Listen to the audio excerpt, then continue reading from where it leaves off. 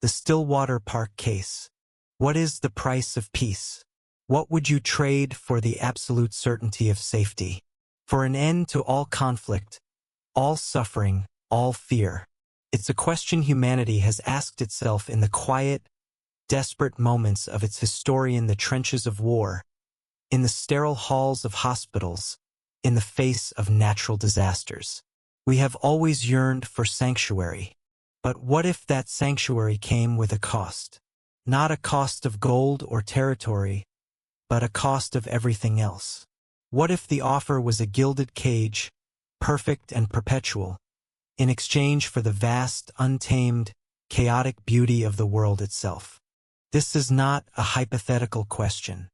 According to a collection of fragmented reports, classified documents, and harrowing first-hand accounts, this is the story of the final offer ever made to mankind.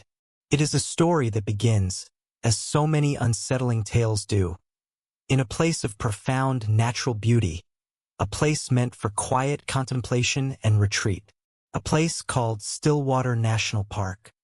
This is the story of the entity in the park, and the choice it laid at the feet of a bewildered world. A permanent home for humanity in exchange for the rest of the world. Welcome to the Wilderness Protocol. Stillwater National Park.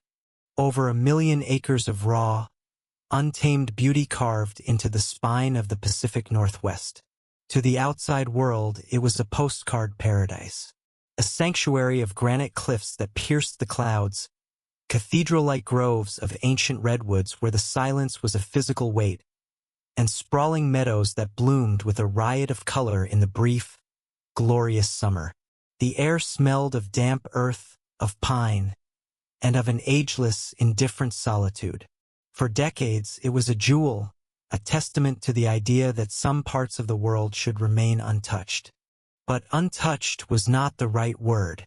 Among the men and women who wore the gray and green of the Park Ranger Service, among the local indigenous communities whose ancestors had walked these lands for 500 generations, and among the quiet academics who studied its unique geology and biology, Stillwater had another name.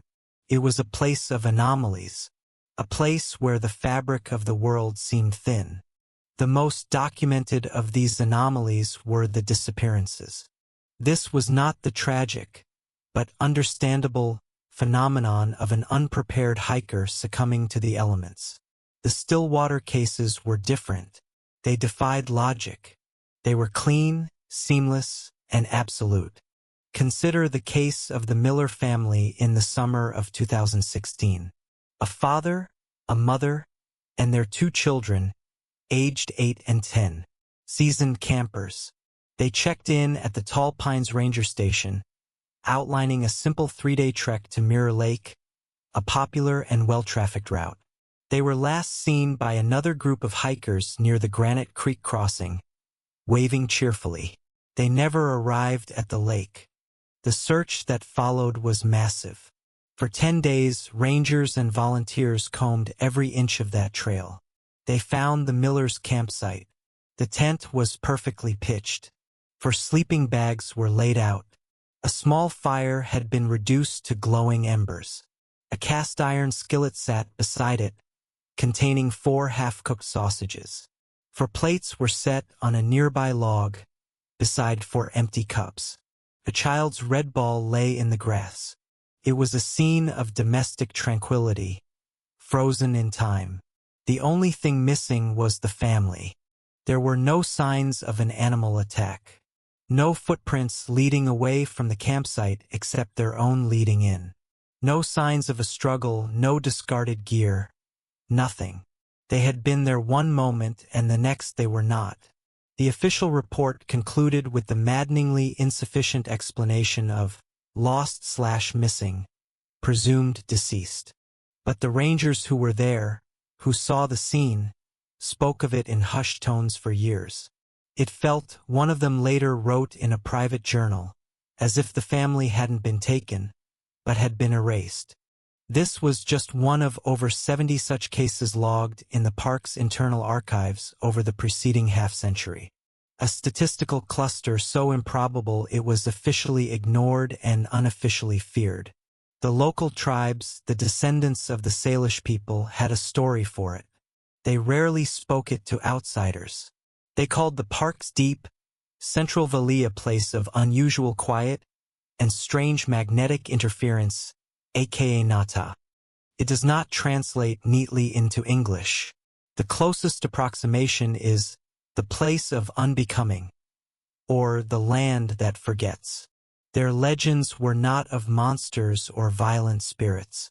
They were of something far more existentially terrifying. A place where the land itself could simply decide you were no longer part of its story.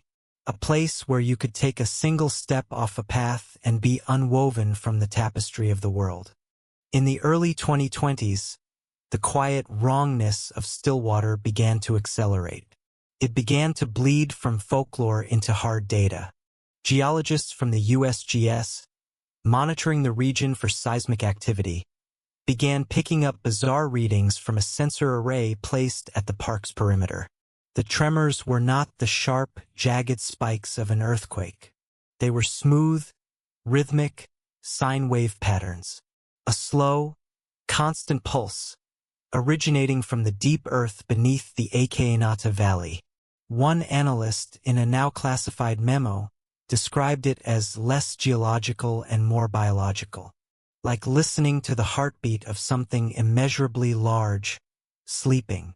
Biologists, too, noted increasingly strange behavior.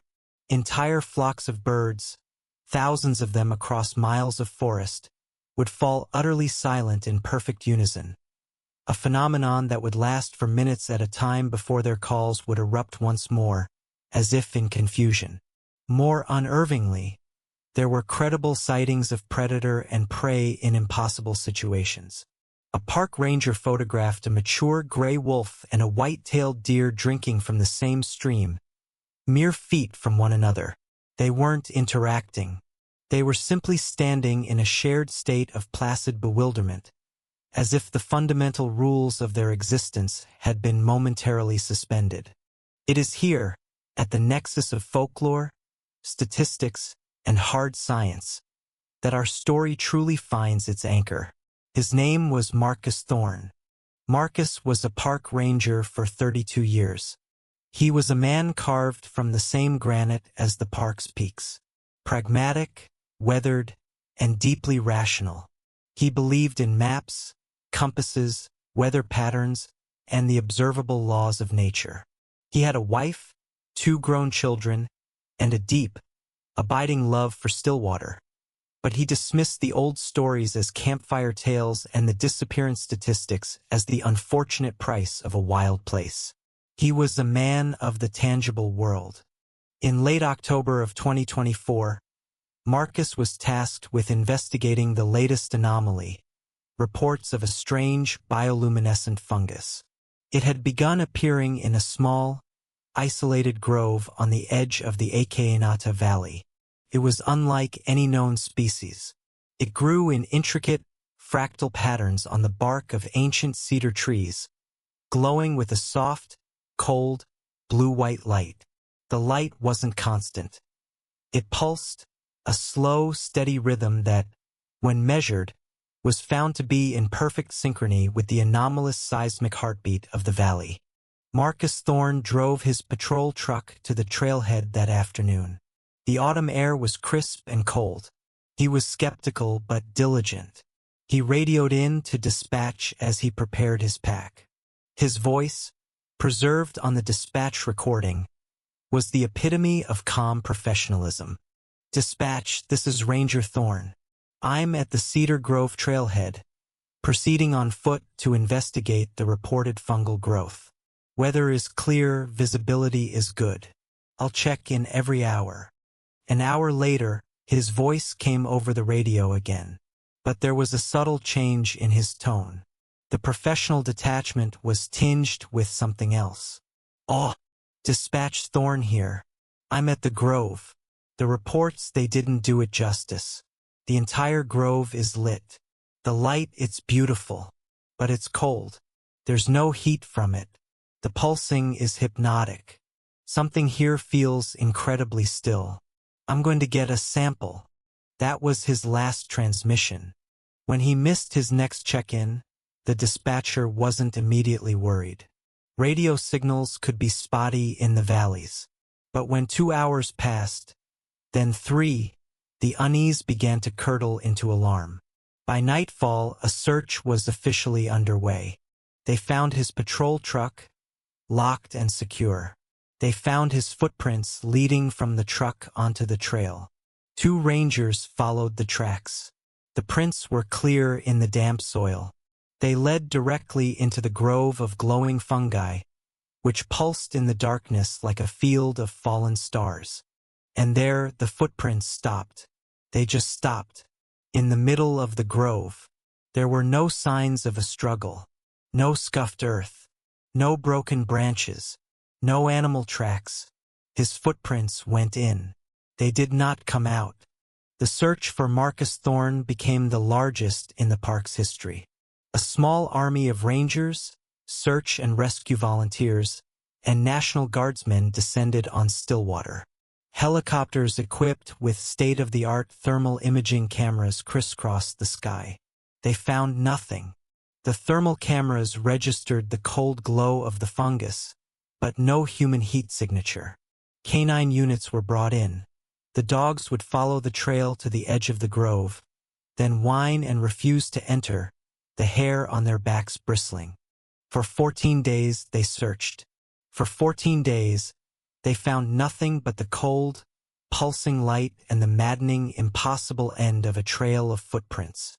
Marcus Thorne, the rationalist, the man of the tangible world, had been claimed by the Akeanata. He had stepped into the place that forgets, and it had forgotten him. And then, on the morning of the 15th day, something unprecedented happened. A rookie ranger, standing watch at the cordoned-off trailhead, saw a figure walking calmly and steadily out of the forest. The figure was wearing the uniform of a park ranger. It was Marcus Thorne. A wave of relief and joyous disbelief washed over the search party. But as they ran towards him, shouting his name, that relief froze in their chests and shattered like ice. He was immaculate. His uniform was clean, his boots were not muddy. His 32 years of service seemed to have been wiped from his face, leaving behind a smooth, placid countenance. There was not a scratch on him. He wasn't gaunt or starved. He looked as if he had just returned from a restful afternoon stroll. But it was his eyes that stopped them cold. They were not the eyes of a man who had survived a terrifying ordeal. They were not the eyes of a man who recognized his friends and colleagues. They lacked the flicker of recognition, of history, of personhood. They were the color of a winter sky over a frozen lake, calm, deep, and utterly, profoundly empty. They were pools of undisturbed water. He was taken immediately to a secure military medical facility. A battery of the world's best doctors and scientists descended to study him. The results were baffling. Physically, he was in perfect health. Better than perfect. Minor ailments he'd had for years, a touch of arthritis in his knee, a slight hearing loss in one ear were gone. Neurologically, his brain showed no signs of trauma, no tumors, no lesions. He was a pristine biological specimen. But the man they knew was gone. He did not ask for his wife. He did not recognize photographs of his children. His 32 years of memories, his entire identity had been wiped clean. In its place was something else. When he spoke, which was rarely, his voice was melodic, calm, and without inflection. He did not speak of being lost or afraid. He spoke of his experience in the grove not as an ordeal, but as an introduction. He spoke of a presence, an intelligence he called the steward.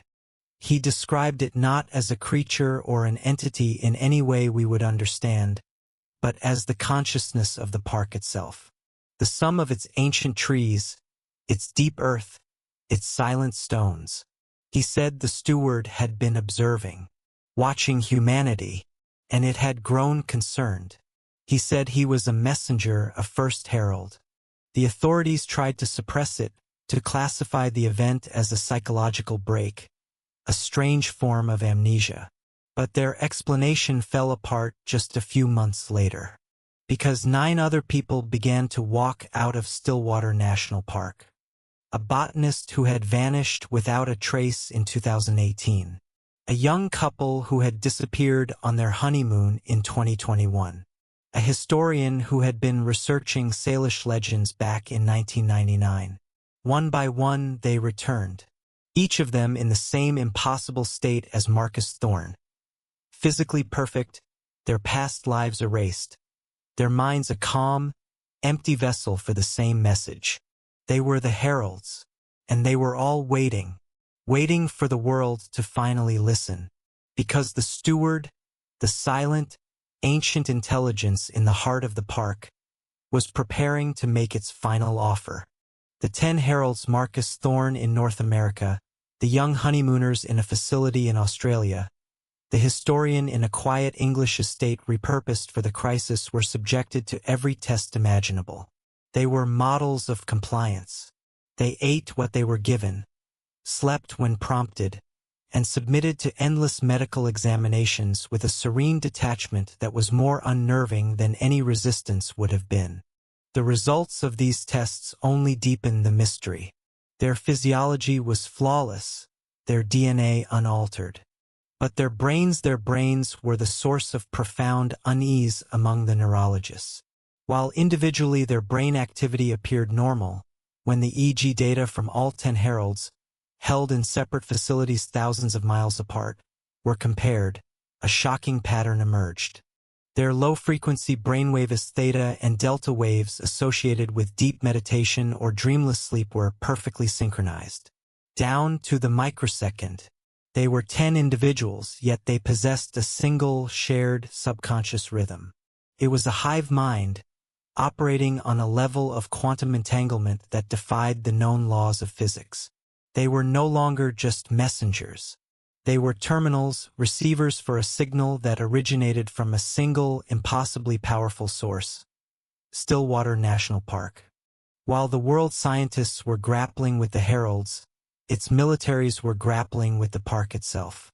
The quarantine was tightened, becoming a full-blown military blockade designated Operation Stillpoint. A no-fly zone was established for 50 miles in every direction. The perimeter was patrolled by soldiers who reported a growing sense of unease, a feeling of being watched not by eyes, but by the trees, the rocks, the very air itself. The phenomenon within the park was no longer static. It was expanding.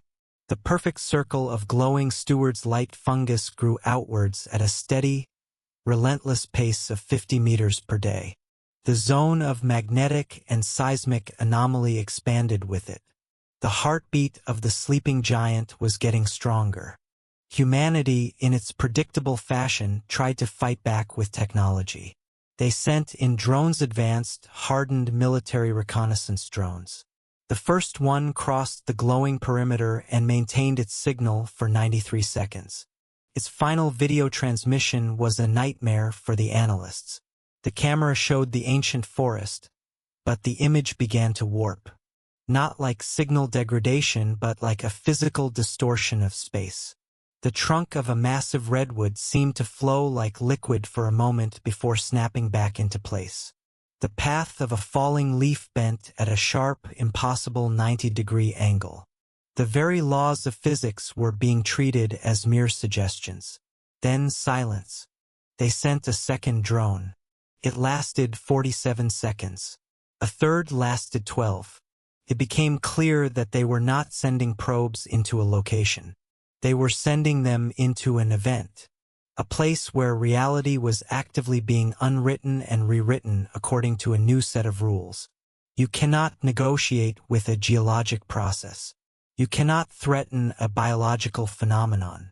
Humanity was standing on the shore of a vast, alien ocean, and the tide was coming in.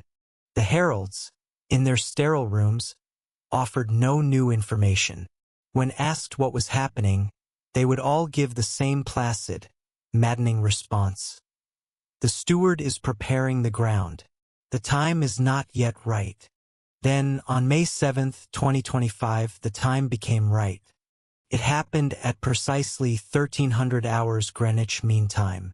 There was no warning, no preamble. One moment the world was conducting its business, and the next the steward seized control of its nervous system. Every television screen on the planet went black. From the massive digital billboards of Times Square and Shibuya Crossing to the old cathode ray tube television in a forgotten nursing home, every screen went dark. Every radio broadcast, every cell phone call, every internet stream was cut off, replaced by a profound silence. And then, a single image appeared. It was the face of Marcus Thorne, his eyes calm and empty. Then the face of the young woman who vanished on her honeymoon. Then the historian. One by one, the faces of all 10 heralds appeared, merging into a single, composite, androgynous face. And then it spoke.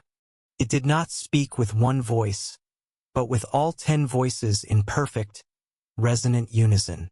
A chorus that was neither male nor female, old nor young, but something other. The voice was calm, melodic, and possessed a chilling, absolute authority. It did not need to shout. It spoke into the heart of every human being simultaneously. This is the official transcript of the broadcast. This is the steward's offer. You are humanity. You are born of this world. A brief, beautiful, and violent flicker in the eye of time. You have built wonders that scrape the sky. You have composed music that echoes in the hearts of stars.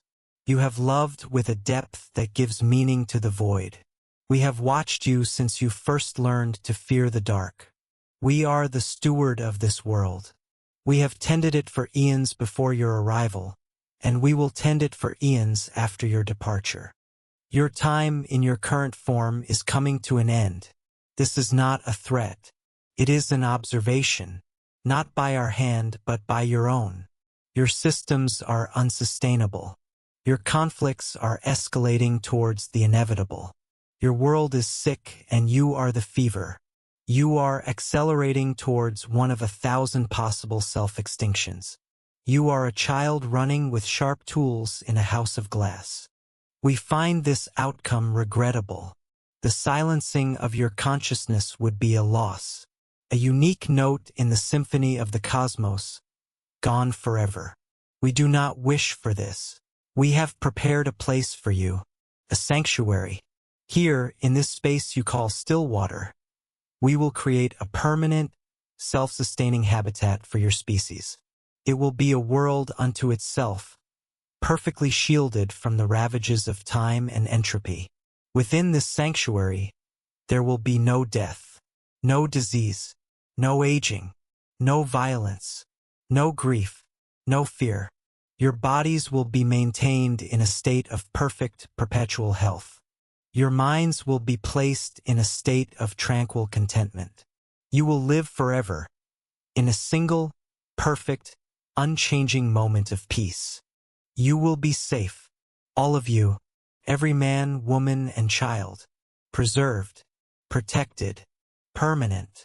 In exchange for this gift of permanence, you will relinquish your claim to the rest of the world. All of it. Your cities of concrete and glass, your fields of industry, your monuments to pride, your vast and poisoned oceans. We ask that you return the world to us, its steward. We will cleanse it. We will heal the wounds you have inflicted.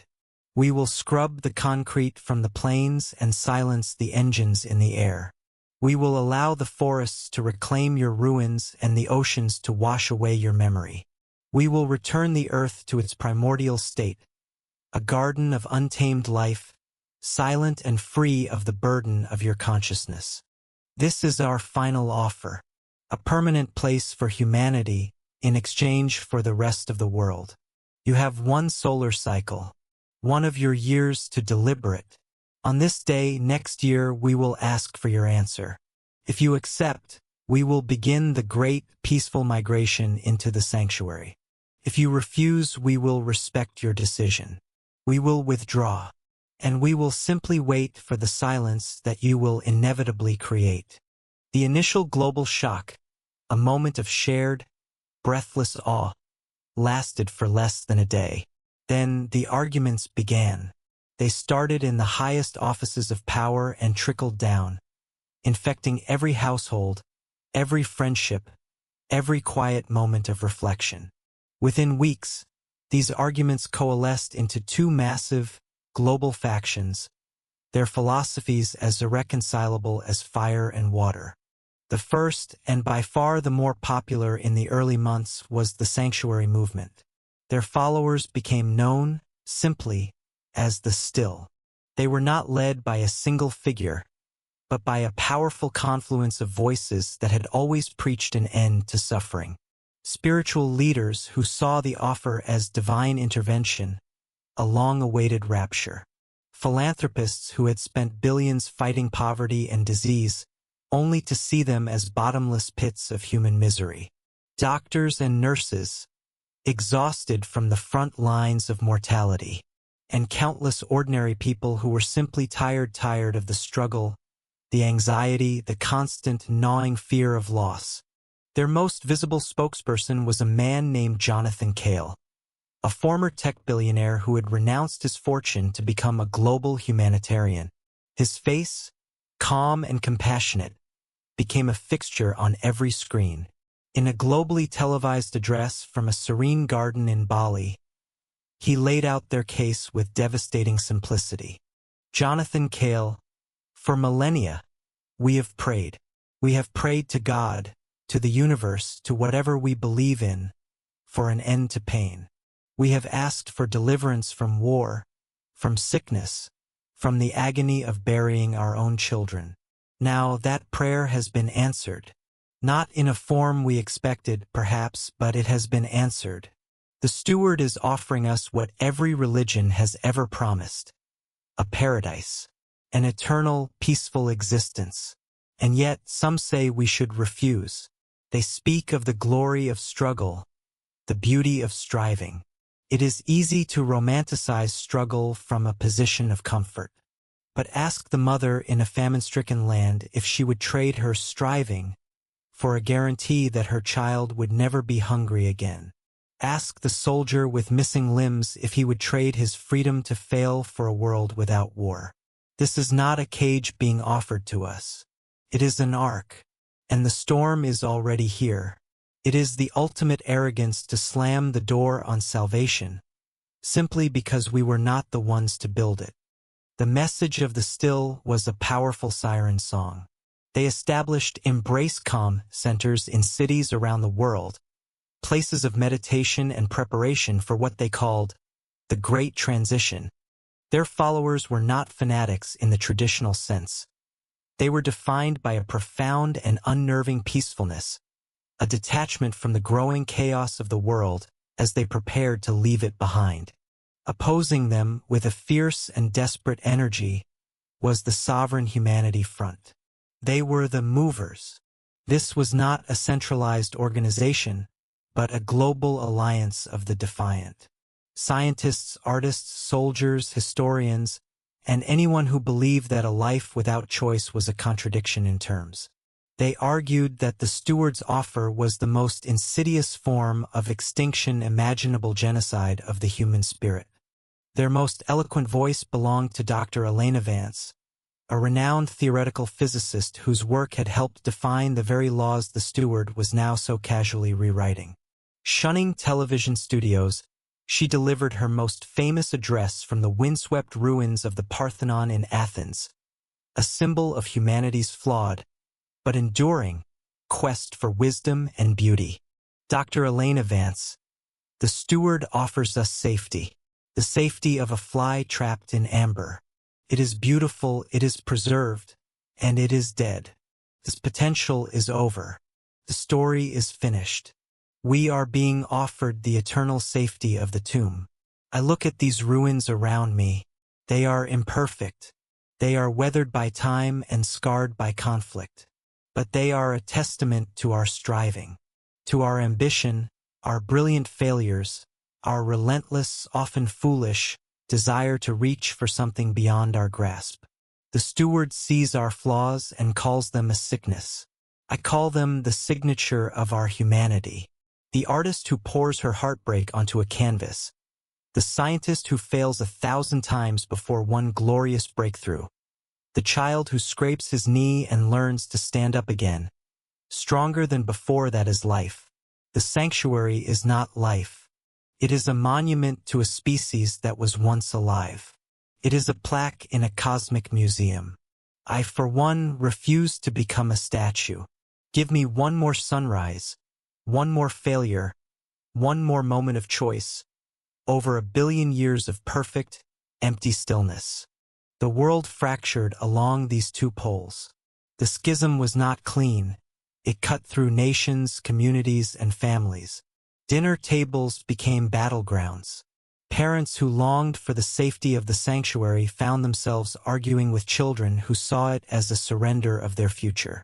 Social media became a toxic storm of propaganda and recrimination. Governments were paralyzed, rendering them almost useless. The United Nations became a theater of the absurd, with ambassadors delivering passionate speeches for one side or the other while the world outside their chamber burned. A formal split emerged. A bloc of Pacific Island nations, facing imminent annihilation from rising sea levels, along with several perpetually war-torn states in Africa and the Middle East, formed the Sanctuary Coalition, formally announcing their collective intent to accept the offer. For them, the choice was not between freedom and stasis, but between stasis and oblivion. In response, the United States, Russia, China, and the European Union formed a tacit, uneasy alliance known as the Sovereignty Mandate. They saw the offer as the ultimate threat to their existence, a ceding of control so absolute it was unthinkable. Their military and intelligence agencies spun into a frenzy, launching dozens of clandestine projects. Could the park be destroyed? Could a weapon be developed to sever the herald's connection to the steward? But they were like men trying to punch the ocean. How do you declare war on a section of reality? What do you target with a missile when your enemy is a concept? And through it all, in their sterile containment cells, the 10 heralds remained placidly silent. They would be shown news feeds of the riots, the debates, the world tearing itself apart over their message. And they would watch with the same serene, empty gaze. They were a constant, living referendum. To the still, their calm was an inspiration, the state of grace they wished to achieve. To the movers, their vacant eyes were a terrifying preview of the future being offered, the peace of total annihilation of the self. They were the walking, breathing embodiment of the choice, and for a world in turmoil, that was the most unbearable sight of all. The town of Havenwood, Washington, was 30 miles from the official military quarantine zone around Stillwater National Park. It was, by every measure, a place that time had gently passed by. Population, 1,284 souls. Its lifeblood was a single main street, boasting a diner called the Daily Grind, a hardware store, a small cinema with a faded marquee, and a town square with a bronze statue of its founder. It was surrounded by rolling farmlands and quiet woods. Havenwood was a place where nothing ever happened, until it became the stage for the most significant event in human history. It did not begin with a bang. It began with a feeling. Residents started reporting a strange quality to the air, a heavy stillness that seemed to muffle sound. A low, melodic hum, identical to the one studied by geologists at Stillwater, became audible on quiet nights, a sound that seemed to come from the ground itself, from the roots of the trees. Then came the light, the steward's light, the impossible, cold, blue-white fungus began to appear, not in a distant forest, but on the ancient oak trees in the town square, on the wooden fence posts of suburban homes, on the shingles of the old Lutheran church. At night, Havenwood was no longer dark. It was bathed in a soft, ethereal, pulsing glow. Panic, a cold and creeping thing, set in. The U.S. government, realizing the quarantine had been breached by an unseen vector, scrambled to react. They issued an immediate emergency evacuation order. But it was too late. As the first school buses and National Guard trucks arrived at the town line, they were met by a barrier. It was not a physical wall, but a shimmering curtain of soft, pearlescent light that had risen from the earth, encircling the entire town. It was silent, beautiful, and utterly impassable. Vehicles that tried to touch it would short out, their engines dying instantly. Humans who approached it felt a profound sense of vertigo and nausea, as if the laws of physics were unraveling at the boundary. Havenwood was an island. Its 1,284 residents were trapped. The world, through a few still-functioning communication lines and the cameras of news helicopters hovering just outside the barrier, could only watch. For 3 days, the world watched the fishbowl. They saw the terrified face of Mayor Thompson as he pleaded for help from the steps of the town hall. His voice broadcast to a helpless planet. They heard a young mother, trapped in her home with her infant son, her voice cracking as she sang him a lullaby, the strange blue light from her garden casting shifting patterns on the nursery wall. They watched as the residents, a mix of terror and disbelief on their faces, gathered in the town square, looking up at the sky as if expecting an answer. At dawn on the 4th day, the answer came. It was not an act of aggression. It was an act of absorption, witnessed by soldiers, scientists, and journalists, and broadcast live to a stunned global audience. A wave of energy emanated from the town square. It was not a destructive shockwave. It was a wave of pure, liquid-like light, the color of mother of pearl. It moved slowly, gracefully, without sound. As the wave washed over the first houses, their colors seemed to deepen, to become impossibly vibrant, as if the saturation of reality itself was being turned up. The panicked, frantic movements of the people caught in its path slowed, softened, and then, with an impossible grace, they stopped. When the wave of light receded, Havenwood was still there. Every building, every car, every tree. But it was a new Havenwood. It was encased in a bubble of distorted space, a three-dimensional photograph of a perfect autumn afternoon. Time had been arrested. The news cameras zoomed in, their lenses capturing scenes of chilling, perfect stillness. Mayor Thompson, on the steps of the town hall, was frozen mid-speech, his mouth open, his finger pointing accusingly at an unseen enemy. A mailman on Elm Street stood with his hand outstretched, a single letter hovering an inch from the mail slot.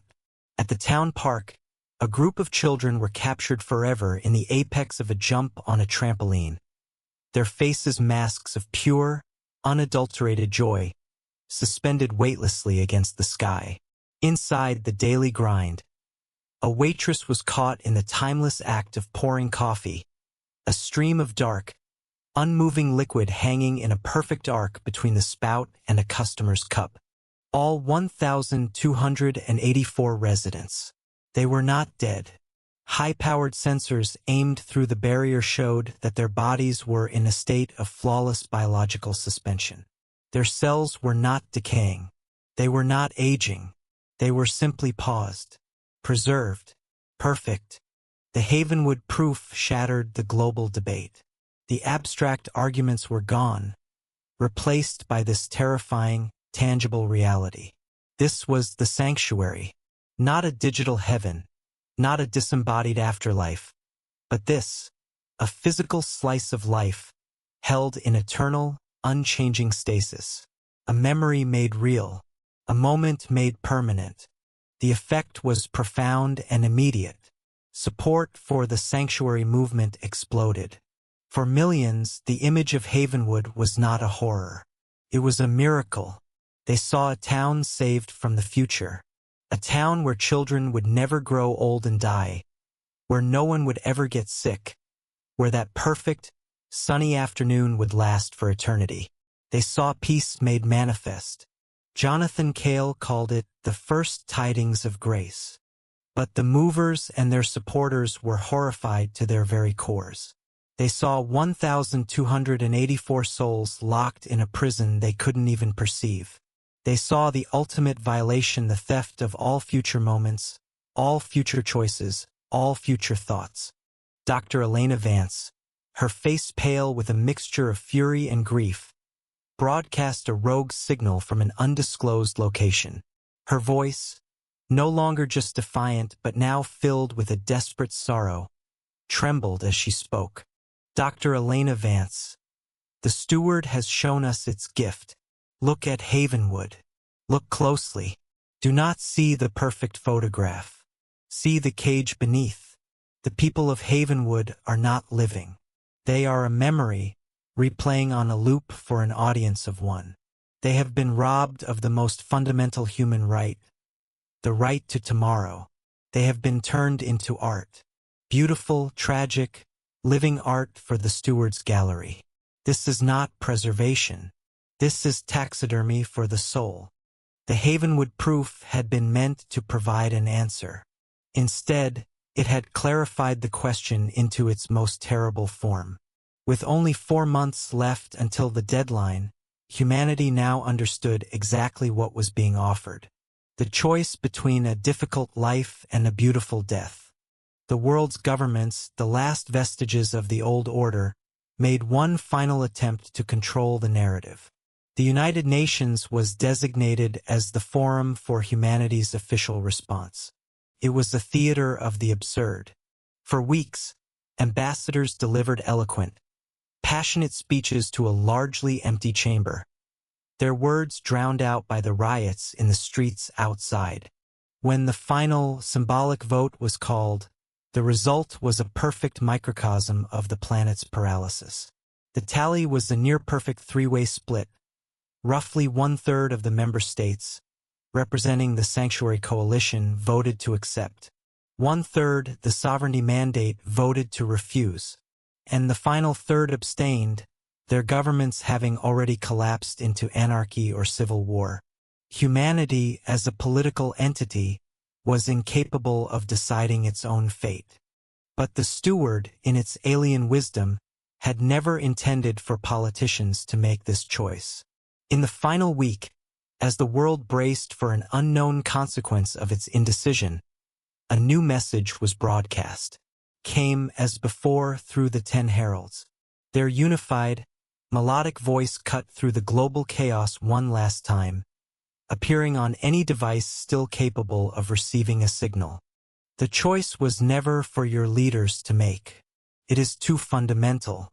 It is for the species itself. We will not take the world by force, nor will we grant sanctuary to an unwilling few. We seek a mandate from the collective will of humanity. On the final day at noon Greenwich Mean Time, there will be no vote to cast. There will be no button to press. Simply choose. In the quiet of your own consciousness, open your hearts to the peace of the sanctuary, or hold fast to the struggle of your transient world. We will feel your decision. The collective desire of your species will be weighed, like a tide of thought and feeling. The outcome will be determined by the dominant will. And so, the responsibility shifted from the halls of power to every single living human being. The final day arrived. A heavy, expectant silence fell across the globe. The riots stopped. The arguments ceased. There was nothing left to say. In a small, cramped apartment in Tokyo, the artist and the doctor, the young couple who had argued for months, sat on their sofa, holding hands. He, a mover who saw beauty in life's messy, painful brushstrokes, prepared his heart to hold on. She, a still who had seen too much suffering and yearned for the calm of a finished canvas, prepared her soul to let go. They looked at each other, tears in their eyes, accepting that their deepest desires were now pulling in opposite directions. In a windowless underground command center in Langley, Virginia, the generals and intelligence analysts who had spent a year devising futile strategies to fight the steward now sat staring at blank screens. Their weapons were useless. Their power was an illusion. They were no longer generals and analysts. They were just men and women, facing the same terrible choice as everyone else on the planet. And in a crowded field hospital in Lagos, a mother sat by the bedside of her daughter, a child burning with a fever that no medicine could break. For months, the mother had been a fierce mover, a believer in the strength and resilience of the human spirit. But now, looking at her child's frail form, her labored breathing, she thought of Havenwood. She thought of the children there, forever playing under a perfect, painless sun. Her resolve, once a fortress, crumbled into dust. The desire to end her child's pain, a love so pure it was an agony, warred with everything she believed about freedom and purpose. Her personal agony was the agony of the entire world, distilled into a single, heartbreaking choice. The final hour came. The world held its breath. What would you choose? In that final, silent moment, would you embrace the promise of eternal peace? The end of all pain, all grief, all fear? Would you trade the burdens of consciousness for the gift of contentment? Would you allow your story to be given a perfect, final, beautiful ending? Would you let go? Or would you cling to the chaos, to the magnificent, terrifying, heartbreaking beauty of a finite life? Would you choose the freedom to fail, to suffer, to love, and to lose over the certainty of a gilded cage? Would you choose your future, whatever it may hold, over a perfect, static past? Would you choose to stand your ground on your world and face the abyss you had made for yourselves, for one more sunrise, one more breath, one more chance to get it right? Would you hold on? The historical record, if such a thing can even be said to exist beyond this point, is silent on the final outcome. There are no documents, no recordings of what happened when the clock struck noon.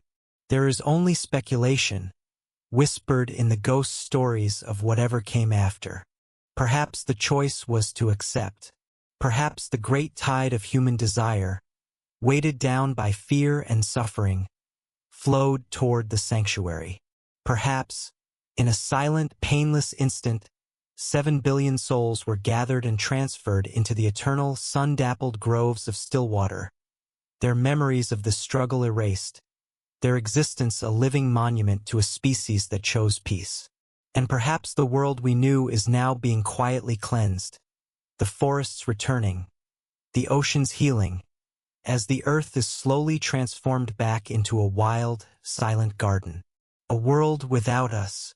Or perhaps the choice was to refuse. Perhaps, in a final, defiant act of self-determination, the love of freedom outweighed the fear of pain. Perhaps humanity, collectively, chose to embrace its flawed, beautiful, and transient existence. Perhaps we chose to face the consequences, to fight for our own future, on our own terms, utterly and completely alone. If that is the case, the silence that follows is of a different kind. It is the silence of a species holding its breath, staring into the darkness, having refused salvation and now facing the judgment it has made for itself. We have no way of knowing. The story ends here, at the precipice of that final, silent judgment. The only thing we know for certain is that on that day, a final offer was made. And the silence that followed is the answer. Thank you for joining us at the Wilderness Protocol. The question this story leaves us with is not what happened, but what it means to be human in the first place. What would you have chosen? The debate is now yours. Let us know in the comments below. If you value these explorations into the profound and the unsettling, please consider subscribing and enabling notifications. Your support allows us to continue searching for the echoes in the static. Until next time, stay vigilant and listen to the silence.